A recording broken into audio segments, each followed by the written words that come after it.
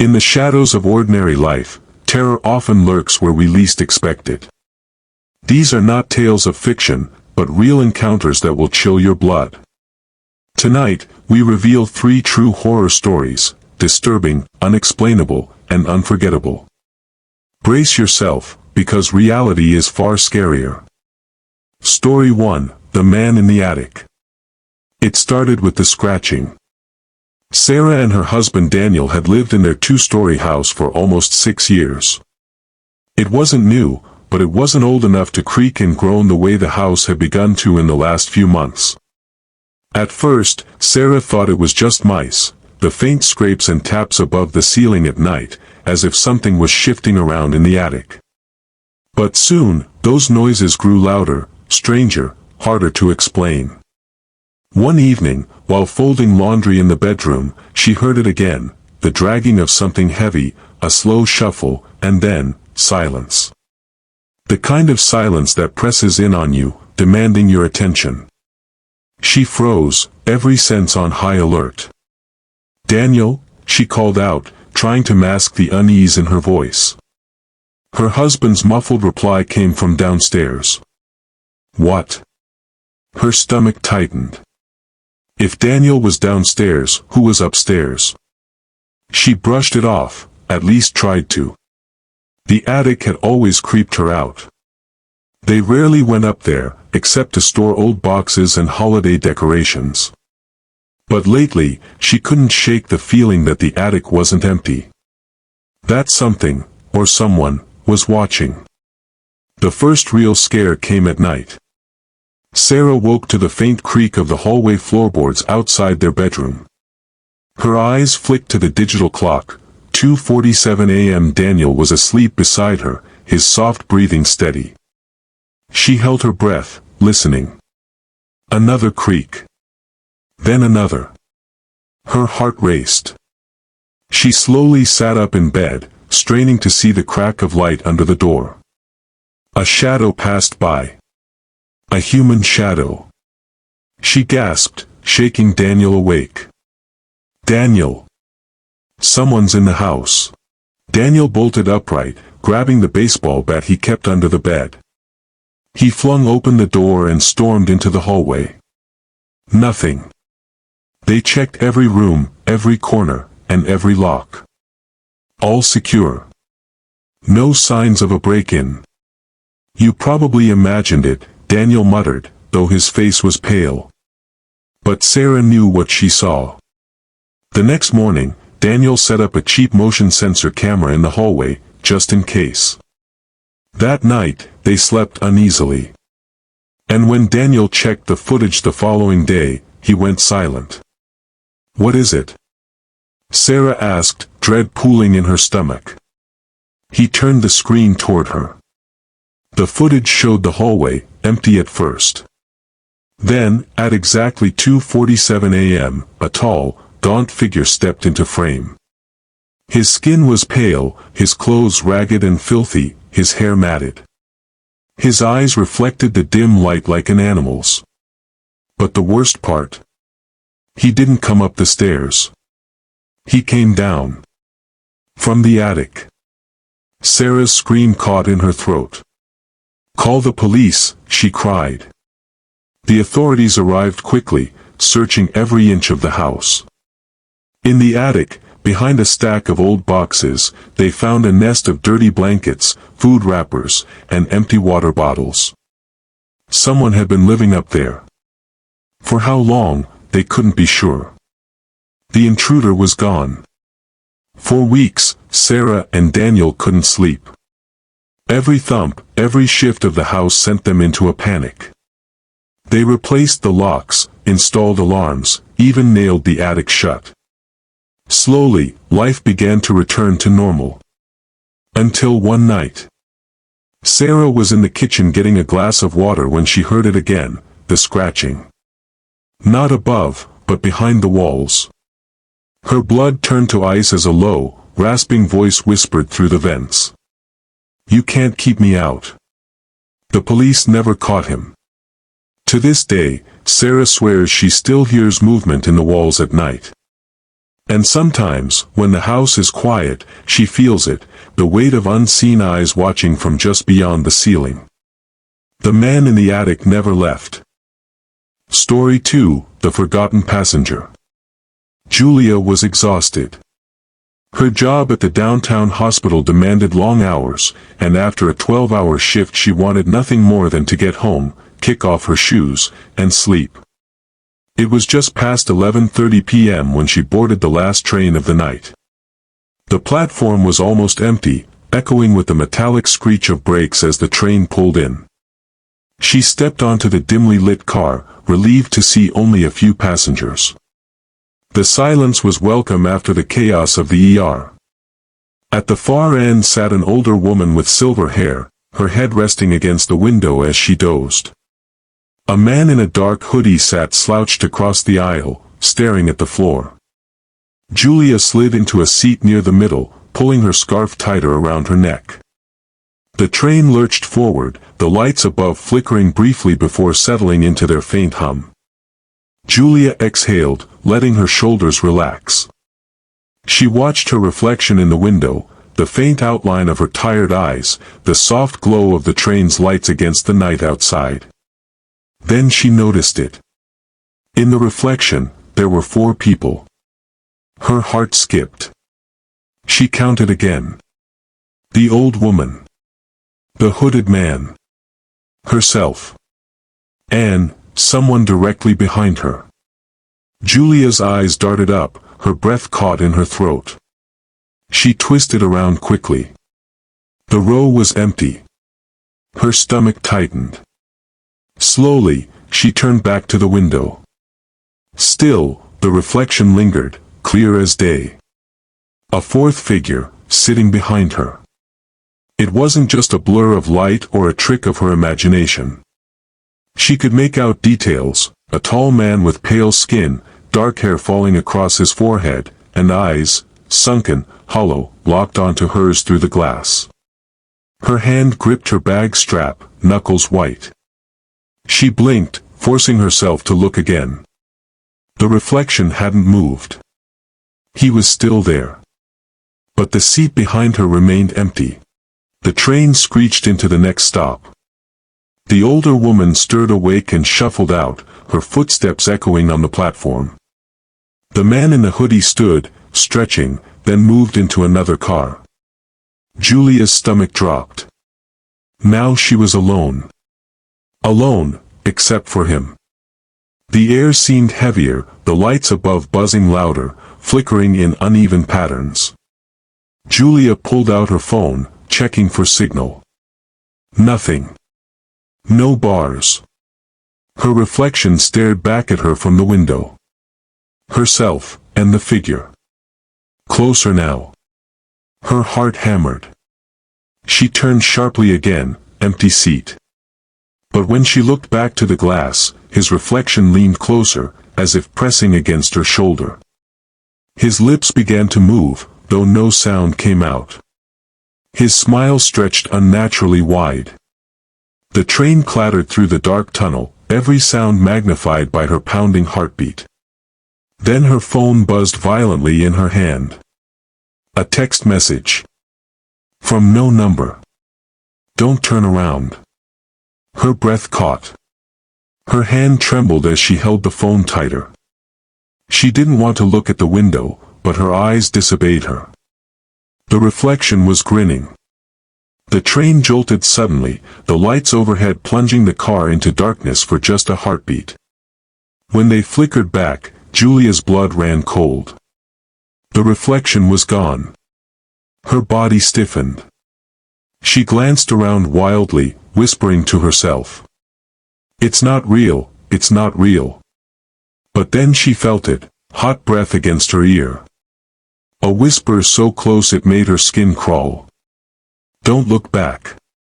Julia screamed, leaping from her seat. Her bag hit the floor, spilling across the aisle. She scrambled to the door at the far end of the car, slamming her hand against the emergency button. The train slowed, screeching into the next stop. The doors hissed open and she bolted out, racing up the empty platform. Only when she reached the street above did she dare to stop. Her chest heaved, her eyes scanning every shadow. The city felt deserted at that hour, the silence pressing in on her like a suffocating weight. Finally, she made it home. She locked the door, double-checked the windows, and collapsed onto her couch, shaking. Her phone still clutched in her hand. One new message. I liked sitting behind you. Attached was a photo. Julia's breath froze in her lungs. It was a picture of her, sitting on the train seat minutes before she ran. Her scarf, her hair, her phone in hand. Taken from the seat directly behind her. That night, she couldn't sleep. Every creak of her apartment made her jump. Every reflection, her TV screen, her darkened windows, made her stomach twist. She kept seeing it. The hollow face. The grin. The eyes that didn't blink.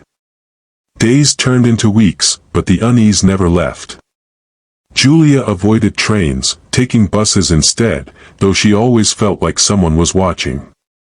Then, one evening, she received another message. No number. Nice apartment. Her hands trembled as she typed back. Who are you? How do you know where I live? The reply came instantly. You brought me here. Julia tried to block the number, even changed her SIM card, but the messages continued. Always short. Always cold. Sometimes, behind you. Other times, in the window. And once, late at night, check your reflection. Her heart raced as she stood in front of her bathroom mirror, her phone buzzing in her hand. She lifted her eyes to her reflection. And there he was. Standing just behind her shoulder. She never rode the train again. But to this day, no matter where she goes, no matter what reflection she sees, mirrors, windows, shop glass, there's always that faint outline. A fourth figure. The forgotten passenger. And he's always smiling. Story 3, The Night Caller. David lived a quiet life. After his divorce, he moved into a modest apartment complex on the edge of town, the kind of place where the walls were thin and the neighbors rarely spoke. He worked long hours at an auto shop and usually came home too tired to do anything but eat, shower, and collapse into bed. For the first few months, the new apartment felt like a fresh start. That changed the night the phone began to ring. It was an old landline, a relic left behind by the previous tenant. David didn't use it, he relied on his cell phone for everything, but one night, just past 3 a.m., the shrill sound pierced the silence. Groggy, he stumbled out of bed, picked up the receiver, and muttered, "Hello?" Nothing but static. He hung up and went back to bed, chalking it up to a wrong number. But the calls continued. Every night. Same time. 3:03 a.m. At first, he ignored them. Then curiosity got the better of him. On the fifth night, when the phone rang, he answered. "Hello." Through the static, a faint voice whispered, "Don't let them in." David froze. "Who is this?" The line went dead. For the next week, the calls persisted. Always at 3:03 a.m. Always the same message. Don't let them in. By the 10th night, David was rattled. He unplugged the phone, but somehow, impossibly, it rang again at 3:03. He refused to answer. The ringing stopped on its own after a few seconds, leaving the apartment thick with silence. That night, he barely slept. The following evening, a storm rolled in. Rain pounded against the windows, thunder shook the walls. David sat on the couch, flipping channels just to distract himself. He checked the clock. 3 a.m. His chest tightened. 3:02. 3:03. The phone rang. He stared at it, heart hammering. The storm outside howled, rattling the glass. Against his better judgment, he picked up. Hello. Static. Then, the whisper, louder this time, don't let her in. David frowned. Don't let who in? No answer. The line went dead. And then, 3 sharp knocks at the door. David's breath caught. He crept toward the door, peering through the peephole. A woman stood outside, drenched from the storm. Her long hair clung to her face, her clothes soaked through. She looked terrified. Please, she called, her voice muffled by the door. I need help. My car broke down. Let me in. David hesitated. Her voice was desperate, trembling, but something about it felt off. He glanced back at the phone, still in his hand. The whisper echoed in his mind. Don't let her in. The woman banged harder. Please. I'm freezing. Just let me wait inside until the rain stops. David's instincts screamed at him to keep the door shut. I'll call someone for you, he shouted back. Silence. The woman stopped knocking. Slowly, she lifted her head, staring directly into the peephole. Her soaked hair parted just enough for him to see her face. Her mouth curled into a grin far too wide for her features. Her teeth were sharp. Her eyes, black. David stumbled back, dropping the receiver. The knocking resumed, now violent, shaking the door in its frame. Let me in, she screeched, her voice no longer trembling but guttural, animalistic. David ran to the kitchen, grabbing a knife. The pounding rattled his entire apartment. Just as suddenly as it started, it stopped. Silence. David stood frozen, every nerve in his body screaming. Then the phone rang again. 3:15 a.m. His hands shook as he lifted the receiver. Hello. The whisper was there, almost sighing with relief. Good, you didn't let her in. The line clicked dead. David didn't sleep the rest of the night. By morning, he tried to convince himself it was some twisted prank, that maybe the storm and his exhaustion had gotten to him. But when he checked the front door, his blood ran cold. Deep gouges scarred the wood. Long, jagged claw marks, as if something had tried to rip its way inside. He told himself he'd move out. He even started looking at new places. But every night, as the clock crept toward 3:03 a.m., dread consumed him. The calls never stopped. Sometimes the voice whispered warnings, other times, it begged. Please, answer me. Don't let them trick you. And once, chillingly, they'll find another way in. 2 weeks later, another storm rolled through. David sat in bed, clutching the phone, waiting. The rain lashed at the windows, the wind howled. At exactly 3:03, the ringing began. He answered instantly. What do you want from me? He demanded. The whisper came, weaker this time, almost fading. They're inside. David's stomach dropped. He spun around, scanning the room. The lights flickered. Then he heard it. A slow creak of floorboards. Not outside. Inside. He tightened his grip on the knife. Who's there? Silence. He crept through the apartment, heart pounding. The living room was empty. The kitchen, still. But as he reached the hallway, he froze, his bedroom door, wide open. He was certain he'd left it shut. The air grew colder, his breath visible in the dim light. From the darkness of his bedroom, a low voice whispered, perfectly mimicking the caller's words, "Don't let them in." Then a figure stepped out, the same woman from the storm. Hair dripping. Eyes black. Smile stretching wider and wider. David stumbled back, dropping the knife. His last thought was that she didn't need to be let in. She was already here. The next morning, David's neighbor called the police after hearing violent noises during the storm. Apartment was found locked from the inside. The phone was off the hook.